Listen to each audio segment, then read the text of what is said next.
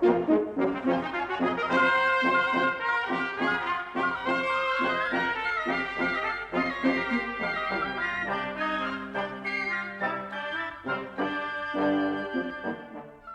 साहब, अस्सलाम वालेकुम। लो भाई, शाहीन क्लब की गाड़ी स्टार्ट होती है। बिल्कुल मेरी गाड़ी की तरह। है आपकी गाड़ी कैसे स्टार्ट होती है? अब जाने भी दीजिए, आबिदी भाई नाराज हो जाएंगे। क्यों आबिदी भाई, क्या आप नाराज हो जाएंगे? मैं पहले सुन के देखूं कि शाहीन क्लब की गाड़ी और सिद्धू भाई की गाड़ी स्टार्ट होने में कौन कौन सी बातें एक जैसी हैं, उसके बाद ही बता सकता हूं कि नाराज होऊंगा या नहीं होऊंगा। अरे साहब, इसीलिए तो कह रहा हूँ कि आप जरूर नाराज होंगे। नहीं नहीं, आबिदी भाई नाराज नहीं होंगे। आबिदी भाई आज तक तो नाराज हुए ही नहीं। आज हो जाएंगे। नहीं भाई, नहीं होऊंगा। वादा? जी हाँ, पक्का वादा? पक्का वादा।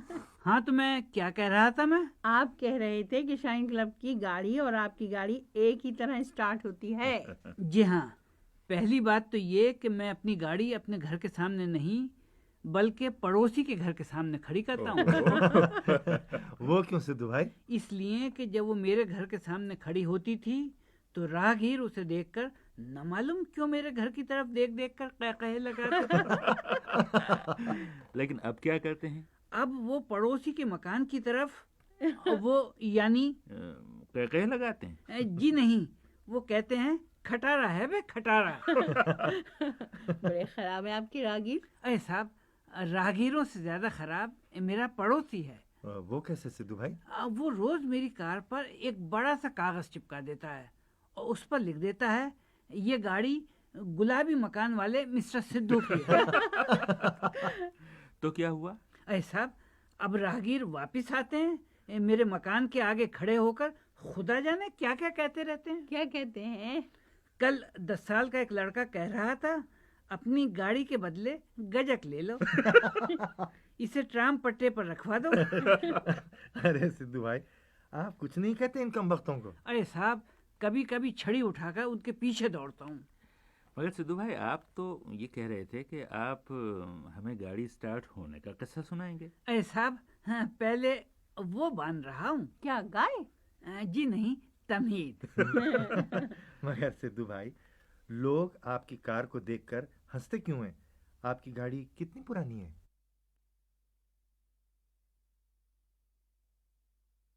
अरे साहब, 4 साल और कुछ दिन। कितने दिन? अरे साहब, यही कोई 13,870 दिन। तो सिद्धू भाई, ये कहिए कि 42 साल पुरानी है। जी। अच्छा, किस रंग की है? काली। हाँ, उस जमाने में ज्यादातर कारें काली होती थी। मगर जब मैंने खरीदी थी सफेद थी। तो फिर काली कैसे हो गई? धूप में खड़े खड़े। आप यूं कीजिए कि किसी दरख्त के साए में खड़े किया कीजिए। दरख्त? अरे साहब, मेरी सड़क पर दरख्त तो क्या, बिजली का खंबा तक भी नहीं। गजब खुदा का! यानी आपकी सड़क पर न दरख्त हैं न बिजली के खंबे, तो फिर बेचारे कुत्ते क्या करते होंगे? आपका मतलब है कहाँ करते होंगे? जी हाँ। अरे साहब, मेरी गाड़ी के पहियों पर। अब आप ऐसा कीजिए कि अपनी कार किसी दूसरी गली में या कहीं किसी दूसरी सड़क पर खड़ी किया कीजिए। अरे साहब, एक मर्तबा बराबर वाली गली में दरख्त के नीचे खड़ी कर दी थी। आपको मालूम है फिर क्या हुआ? मोहल्ले के कुत्तों की मुसीबत आ गई होगी। जी नहीं, लेकिन चिड़ियों के मजे आ गए। मगर एक बात समझ में नहीं आती, लोग आपकी कार को देखकर हंसते क्यों हैं सिद्धू भाई? सुल्ताना बाजी, आप हंसने की बात कर रही हैं? एक रोज एक बड़े मियाँ दोनों हाथ उठाए फातहा पढ़ रहे थे। खौफ आता होगा आपकी कार को देखकर। क्या समझते हैं आप, वो बहुत मुबारक कार है। अरे हाय, वो कैसे? हाँ, वो अपने वकील साहब के जुड़वा बेटे हैं ना। अब तो माशाल्लाह एक 11 साल और दूसरा 12 साल का, मगर दोनों मेरी इसी कार में पैदा हुए थे। नहीं सिद्धू भाई, क्या मतलब क्या है आपका? जुड़वा बेटे, एक 11 साल का और दूसरा 12 साल, और फिर ये जुड़वा कैसे हुए? और फिर सबसे बड़ी बात ये कि बच्चे कार में कब पैदा होते हैं? हाँ बिदी भाई, आप बहुत भोले हैं। जमाने की ये बारीकियां आपकी समझ में नहीं आएंगी। अरे है, तो फिर आप ही समझा दीजिए। अरे साहब, हुआ ये कि 31 दिसंबर की रात थी, सख्त सर्दी थी, सारा महल्ला सो रहा था, लेकिन वकील साहब के घर में रोशनी थी। मैं सोच रहा था कि खुदा खैर करे, اتنے میں کسی نے میرا دروازہ زور زور سے کھٹکھٹایا. میری تو جان نکل گئی. جا کر دروازہ کھولا تو دیکھا وکیل صاحب کھڑے ہیں. اوہو. مجھے دیکھتے ہی کہنے لگے, سدھو بھائی میری مدد کیجیے. آپ کو تو پتا ہے کہ میری بیوی کے ہاں ولادت ہونے والی ہے, وہ بہت تکلیف میں ہیں. آپ کے پاس کار ہے, انہیں جلدی سے اسپتال پہنچا دیجیے. اب صاحب ایسے موقعوں پر کون انکار کر سکتا ہے. میں جھٹ تیار ہو گیا. جلدی جلدی محلے والوں کو جگایا گیا. ہیں؟ وہ کیوں محلے والوں کی جگہ؟ ارے بھائی, کار کو دھکا لگانے کے لیے. اب وکیل صاحب کی بیگم پچھلی سیٹ پر لیٹ گئیں. وہ بہت تکلیف میں تھیں. وکیل صاحب ان کے پاس بیٹھے. میں نے اسٹیئرنگ وہیل سنبھالا اور محلے والوں نے کار کو دھکا لگایا. تو کیا دھکے سے کار سٹارٹ ہو گئی؟ جی نہیں, اسپتال 5 کی بجائے صرف 4 میل رہ گیا. تو کیا کار اسٹارٹ ہی نہیں ہوئی؟ ہو گئی, مگر وہ یعنی کیا؟ جب تک محلے والے دھکے لگا رہے تھے ہاں؟ کار کافی تیز چل رہی تھی. لیکن اس کا اسٹارٹ ہونا غضب ہو گیا. تو کیا بالکل سست رفتار ہو گئی؟ ارے صاحب, ڈھلان پر پیچھے کی طرف چلنے لگی کمبخت کار کی بچی. اس کے علاوہ کار کی بچی شور بھی بہت مچا رہی ہوگی. ارے صاحب, اب اس سے زیادہ وکیل صاحب کا بچہ شور مچا رہا ہے. ہائے ہائے, بیچارے عزت دار ہیں سدھو بھائی, ایسے نہ کہیے. ارے صاحب, انہیں کچھ نہیں کہہ رہا ہوں, ان کے بچے کو کہہ رہا ہوں جو اتنی دیر میں کار کی پچھلی سیٹ پر پیدا ہو چکا تھا. اوفو, یعنی کتنی دیر میں؟ ہم رات کے 11 بجے چلے تھے اور اب شہر کا گھنٹہ گھر 12 بجا رہا تھا. تو آپ نے وکیل صاحب سے کیا کہا؟ اور تو کچھ سمجھ میں نہیں آیا.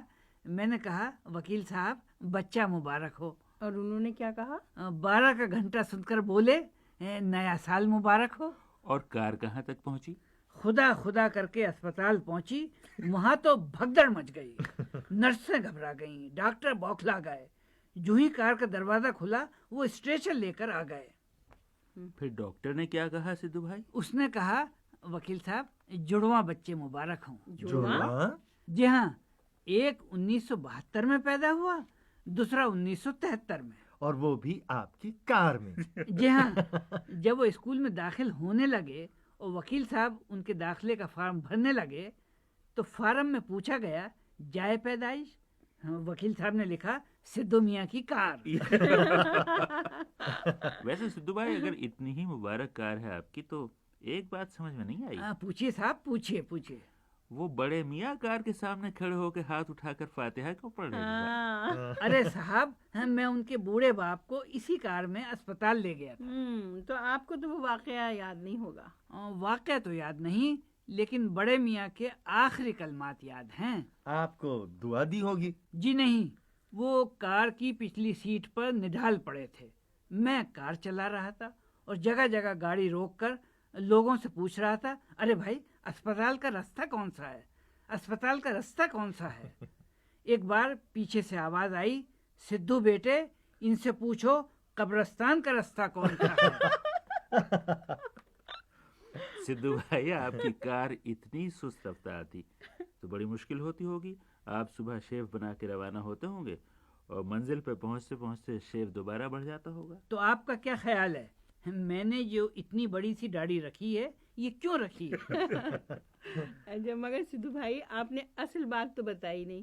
شاہین کلب کی گاڑی کی طرح آپ کی گاڑی کیسے سٹارٹ ہوتی ہے؟ محلے والے دھکا لگاتے ہوں گے. جی نہیں, میں روز صبح نہا دھو کے تیار ہو کے اچھے اچھے کپڑے پہن کے بن سمر کے گھر سے نکلتا ہوں. آدھے گھنٹے تک چابی گھما گھما کر انجن اسٹارٹ کرنے کی کوشش کرتا رہتا ہوں, مگر نہیں ہوتا. آخر نیچے اترتا ہوں, کار کے پیچھے جاتا ہوں اور عابدی بھائی بتا دوں؟ ہاں بتائیے. ایک بہت زور کی لات مارتا ہوں اور گاڑی اسٹارٹ ہو جاتی ہے. شاہین کلب کی گاڑی کی طرح؟ جی ہاں, میرا مطلب ہے جی نہیں.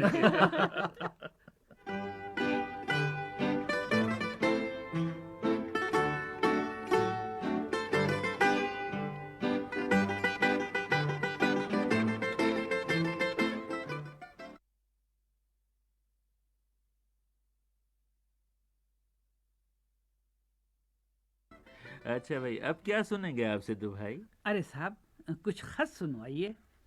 तो लीजिए ये खत सुनिए। हैदराबाद पाकिस्तान से शाह आलम शेख लिखते हैं, मेरे तमाम घर वाले शाहीन क्लब बड़े शौक से सुनते हैं। जी। मेरा छोटा भाई तो रेडियो से चिपक कर बैठता है ओह, और जब सिद्धू भाई अरे साहब कहते हैं तो बड़े जोर से हंसता है और सारा दिन सिद्धू भाई की तरह हर बात पर अरे साहब करता फिरता है। अरे साहब मुबारक हो। मगर वो क्यों सिद्धू भाई? अरे साहब लंदन की तरह हैदराबाद में भी एक सिद्धू तैयार हो रहा है। मैंने एक बच्चे से पूछा कि बड़े होकर क्या बनोगे? कहने लगा सिद्धू। अरे हाँ सिद्धू भाई, आप बड़े होकर क्या बनेंगे? हाँ, पहले आप ये बताइए कि आप छोटी होकर क्या बनेंगे। ये भी ठीक है।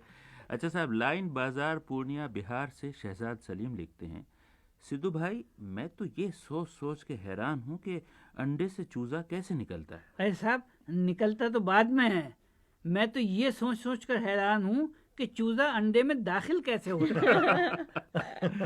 इस्लामाबाद से राशिदा रसूल और सारा रसूल लिखती हैं, आगा भाई क्या नक्काली के धंधे का बचपन ही से शौक रखते हैं आप? यहाँ यहाँ हाँ, बिल्कुल। सच पूछिए तो हमारा भी दिन भर यही मशगला रहता है अरे वाह। और हम किसी को नहीं बख्शते। आगा भाई जरा हमारे अब्बा हुजूर के पसंदीदा गुलकारों में से किसी एक की नकल सुना दीजिए, मसलन सहगल, पंकज मलिक या CH आत्मा। अच्छा सिद्धू भाई इजाजत है? इजाजत है जनाब। अच्छा पहले साइकिल को सुन लीजिए। जी। करूं क्या यास निराश भई, करूं क्या यास निराश भई। ये तो साइकिल थे। हाँ। अब पंकज को सुन लीजिए। ये कौन आज आया सवेरे सवेरे। CH आत्मा को भी सुन लीजिए। प्रीतम आन मिलो, प्रीतम आन मिलो। कितना अच्छा गा रहे हैं। अच्छा ये बीड़ महाराष्ट्र से इशरत रूबी लिखती हैं, हमारा पूरा घर शाहीन क्लब सुनता है। मसलन हमारी अम्मी को किसी दूसरे प्रोग्राम से दिलचस्पी नहीं, लेकिन वो शाहीन क्लब बहुत तवज्जो और खामोशी से सुनती हैं। इत्तेफाक से हमारी अम्मी का नाम भी शाहीन है, इसलिए बाबा कहते हैं कि हफ्ते में यही 15-20 मिनट आते हैं जब शाहीन क्लब बोलता है और शाहीन खामोश रहती है। यानी क्या मतलब? यानी कि हमारी शाहीन बहन को आप लोग यूं कहते हैं? ओह, मालूम होता है बेचारी को वाकई पहाड़ों की चट्टानों में बसेरा करना पड़ रहा है। अच्छा साहब, लाहौर से अयूब अली लिखते हैं, सिद्धू भाई दुआ मांगिए कि मैं पास हो जाऊं, आप जो कहेंगे मैं खिला दूंगा। या अल्लाह, या अल्लाह मुझे हलवा खिला दे। और कराची से रिजवाना परवीन लिखती हैं, लीजिए एक खुशखबरी सुनिए, मैं 12वीं जमात में और मेरे भाईजान सेकंड ईयर कॉमर्स में फर्स्ट डिवीज़न से पास हुए हैं। सिद्धू भाई अगर मैं लंदन में होती आप सबकी दावत करती। रिजवाना परवीन, हमें तुम्हारे पास होने की खुशी है, मगर इतनी नहीं जितना तुम्हारे लंदन में न होने का अफसोस। और रायचूर कर्नाटक से मीर परवरिश अली जैदी हमारे नन्हे से दोस्त लिखते हैं, सिद्धू भाई ज़रा ये अफसोसनाक खबर सुनिए, सैटरडे को मैंने हलवा चुराया, संडे को डैडी ने मुझे मारा और मुस्टंडे को मैं खत लिख रहा हूँ। भाई डैडी जरा देखभाल की पिटाई किया कीजिए, कोई फज्जन कल्लन होता तो मार खाता वो अच्छा लगता। अब बेचारे हमारे मीर परवरिश अली जैदी पर आपका हाथ कैसे उठाओगे? वाह, सही बात है। सच्ची बोले बाबा।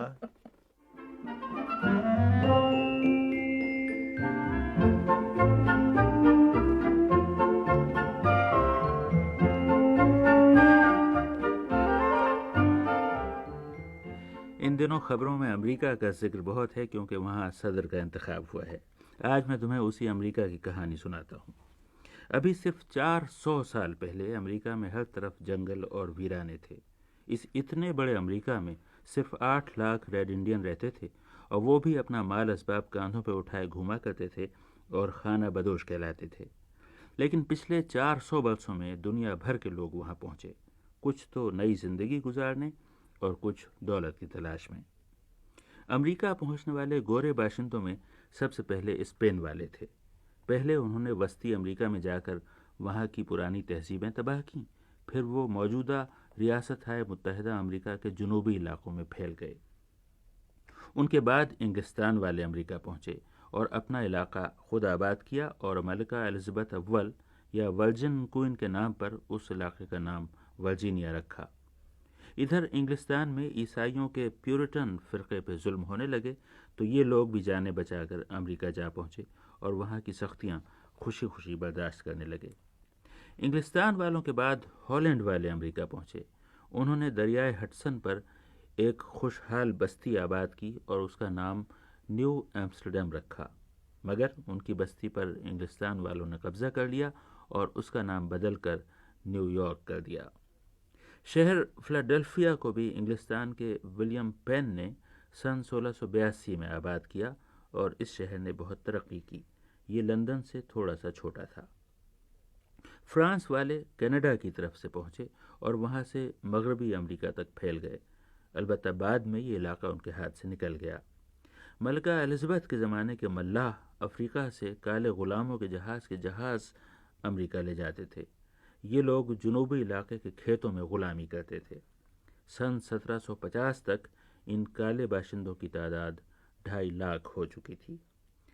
جب امریکہ آزاد ہو گیا اس کے بعد بھی دنیا بھر کے لوگ وہاں پہنچتے رہے اور امریکہ کا علاقہ بڑھتا گیا۔ سن 1803 میں لوزیانا کا لمبا چوڑا علاقہ فرانس سے خریدا گیا اور فلوریڈا کا علاقہ اسپین سے حاصل کیا گیا۔ دنیا کے اس علاقے کی زمینوں پر تاریخ میں پہلی بار کھیتی باڑی کی گئی تو امریکہ کی زمین بے حد زرخیز نکلی۔ پھر زمین کے اندر تیل، لوہا، سونا اور کوئلہ بھرا ہوا تھا، مگر یہ سب امریکہ کے ایک کنارے پر بحر اوقیانوس کی جانب ہو رہا تھا۔ سن 1805 میں امریکہ والے بحر الکاہل کے کنارے پہنچے۔ اس نئے سمندر کو پہلی بار جب انہوں نے دیکھا تو کہا، یہ ہماری محنت کا سب سے بڑا صلہ ہے اور ہماری پریشانیوں کا سب سے بڑا انعام ہے۔ 1845 میں ٹیکسس بھی امریکی یونین میں شامل ہو گیا۔ اس کے بعد امریکہ نے لڑ کر اور بہت سا علاقہ میکسیکو سے لے لیا۔ اس طرح امریکہ کی سرحدیں پھیلتی چلی گئیں۔ اس زمانے کی تاریخ میں ڈینیل بون کا نام بہت اہم ہے۔ امریکہ کی سرحد کو مغرب کی جانب بڑھانے میں اس نے سب سے زیادہ کام کیا۔ بون 17 سال کا تھا جب وہ اپنے باپ کے ساتھ شمالی کیرولینا پہنچا۔ وہ کھالیں حاصل کرنے کے لیے جانور مارتا تھا اور ریڈ انڈین سے لڑا کرتا تھا۔ وہ اپنے دوستوں کے ساتھ کینٹکی کے علاقے میں پہنچا جہاں اس سے پہلے کبھی کوئی نہیں گیا تھا۔ وہیں اس نے اپنے نام پر ایک شہر بونسبرا آباد کیا۔ لوگوں کو یقین تھا کہ جہاں تک بون گیا ہے اس کے آگے اور بھی علاقہ ہے، تو وہ تمام سختیاں اٹھاتے ہوئے مغرب کی طرف چلے اور بالآخر مغربی ساحل پر ہرے بھرے خوبصورت علاقے میں پہنچے جس کا نام انہوں نے اوریگن رکھا۔ 1848 میں کیلیفورنیا میں سونا نکل آیا۔ اب کیا تھا، بے شمار لوگ ادھر چل پڑے۔ اسی عرصے میں یورپ سے لاکھوں لوگ امریکہ پہنچتے رہے۔ آئرلینڈ میں قحط پڑا تو 17 لاکھ لوگ نیو یارک کے علاقے میں جا پہنچے، لہٰذا وہاں کا لب و لہجہ آج تک آئرلینڈ جیسا ہے۔ بعد میں امریکہ نے روس سے الاسکا کا علاقہ خریدا۔ ہوائی کے جزیرے امریکہ میں شامل ہو گئے۔ اسپین سے لڑائی جیت کر امریکہ نے اور کئی جزیرے حاصل کر لیے۔ اب امریکہ میں دنیا بھر کے لوگ اور ان کی نسلیں آباد ہیں۔ کہنے کو تو وہ سب امریکی ہیں، لیکن تم چاہو تو انہیں دنیا کی قوموں کی کھچڑی بھی کہہ سکتے ہو۔ تعجب ہے سدھو بھائی کھچڑی کا نام سن کے بھی نہیں جاگے۔ اچھا بھائی، اب ہم سب کو اگلے ہفتے تک اجازت دو۔ خدا حافظ۔ حافظ۔